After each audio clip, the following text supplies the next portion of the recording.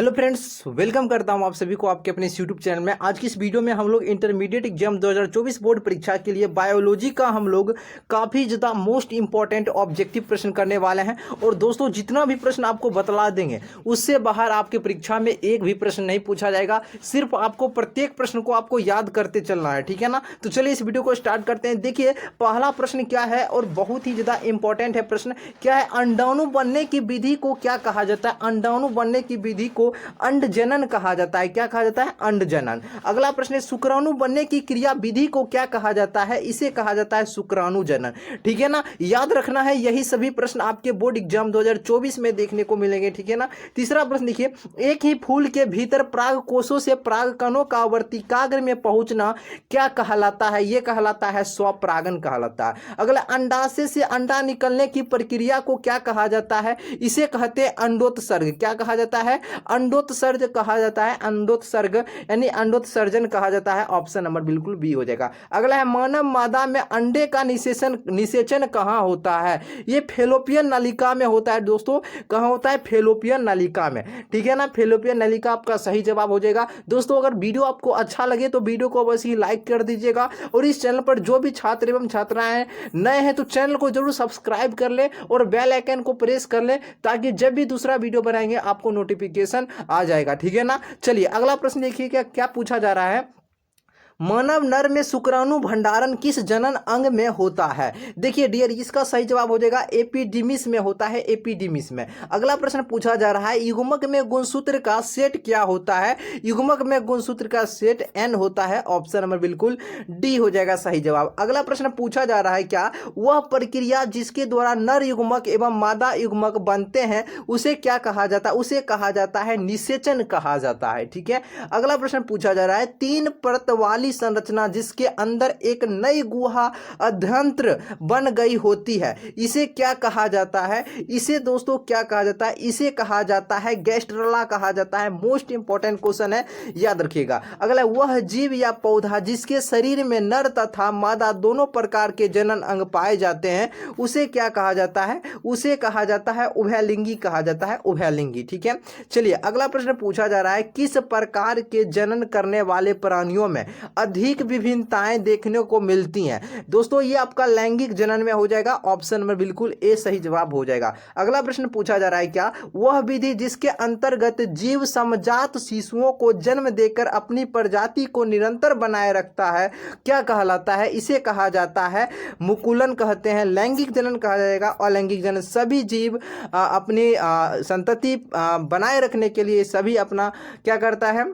निरंतर आपका जनन करते रहता है। ऑप्शन नंबर बिल्कुल डी नंबर सही जवाब हो जाएगा, ये सभी। अगला प्रश्न पूछा जा रहा है, क्या जंतु जो शिशुओं को जन्म देते हैं उसे क्या कहा जाता है? उसे दोस्तों कहा जाता है जरायुज कहा जाता है। जरायुज। अगला प्रश्न देखिए, पूछा जा रहा है, क्या अंडे से लेकर गर्भस्थ शिशु के बनने की संपूर्ण प्रक्रिया को क्या कहा जाता है? इसे कहा जाता है गर्भावस्था, ठीक है ना। देखिए यहाँ पर थोड़ा ब्लैक ब्लैक थोड़ा ज्यादा आपको दिखेगा, ठीक है ना। चलिए अगला देखिए, क्या है, किसी अनिषेचित अंडज से बीज के विकास को क्या कहा जाता है? इसे कहा जाता है क्या है? पार्थेनोकॉर्पी। क्या लिखा हुआ है? पारनेथोकॉर्पी, ठीक है ना। अब देखिए अगला सही प्रश्न आ गया है, ठीक है ना।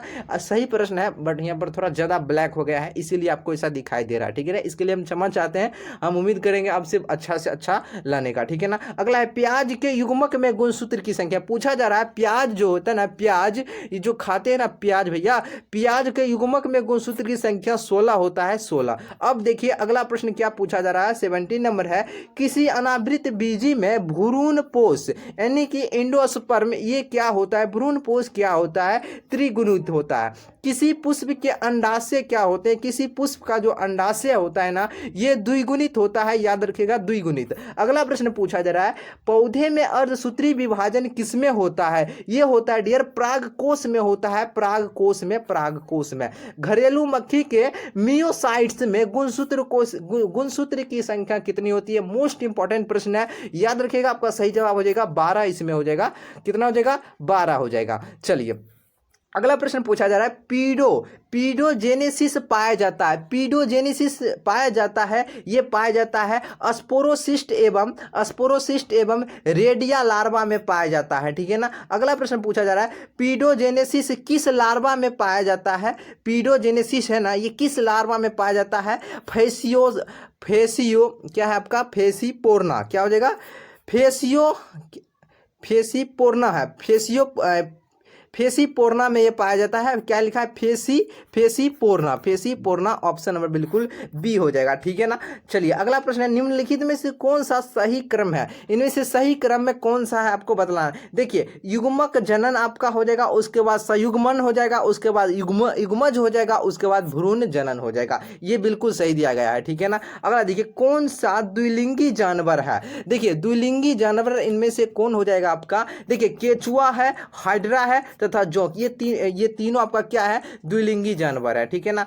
अगुणित गुणसूत्र किसमें पाया जाता है, देखिए डियर पूछा जा रहा है अगुणित गुणसूत्र ये युग्मक में पाया जाता है। सेब का गुद्देदार खाने योग्य भाग क्या होता है, इसका खाने योग्य भाग डियर होता है थैलेमस, क्या होता है, थैलेमस। अगला प्रश्न पूछा जा रहा है ड्रोसोफिला यानी कि फ्रूट फ्लाई के मियोसाइट में गुणसूत्र की संख्या कितनी होती है, इसमें होती है एक्सोगेमी, सॉरी क्या इसका सही जवाब क्या हो जाएगा आपका, बिल्कुल ऑप्शन नंबर, इसमें गुणसूत्र 8 हो जाएगा। और ये पूछा है यदि दो युग्मक देखने में समान हो लगे तो उसे क्या कहा जाता है, इसे कहा जाता है एक्सोगेमी, कहा जाता है एक्सोगेमी, ठीक है ना। अगला देखिए मानव के अर्धसूत्री विभाजन कोशिका जो कि मियोसाइट जो होता है ना, इसमें गुणसूत्र की संख्या कितनी होती है बतलाइए, इसका सही जवाब हो जाएगा 46 हो जाएगा। अगला किसके लिए लैंगिक प्रजनन जिम्मेदार होता है, ये होता है द्विगुणित अवस्था को बनाने हेतु, ऑप्शन नंबर क्या हो जाएगा, बिल्कुल ए नंबर हो जाएगा, ठीक है ना। 30 प्रश्न को बहुत ही अच्छे तरीके से आप याद कर लीजिए और इसका पीडीएफ नोट्स लेना चाहते हैं तो टेलीग्राम ग्रुप पर ज्वाइन हो जाइएगा, ठीक है। टेलीग्राम ग्रुप का नाम क्या है बतला देते हैं, जो इस चैनल का नाम है NKK ऑफिशियल 3M, जो इस चैनल का नाम है वही टेलीग्राम ग्रुप का नाम है, ठीक है। जाइए वहां पर सर्च कीजिए टेलीग्राम पर, या फिर इसका लिंक हम दे देते हैं वीडियो के डिस्क्रिप्शन बॉक्स में, डायरेक्ट ज्वाइन वहां से हो सकते हैं। वीडियो को अधिक से अधिक लाइक कीजिएगा, सब्सक्राइब कीजिएगा चैनल को, ठीक है ना। या फिर आप व्हाट्सएप ग्रुप से ज्वाइन हो सकते हैं, व्हाट्सएप ग्रुप का भी नंबर दे देते हैं 9939735442, ठीक है ना। इस नंबर पर व्हाट्सएप पर मैसेज कीजिएगा, ग्रुप में ज्वाइन कर देने के लिए आपको ग्रुप में ज्वाइन कर देंगे, ठीक है।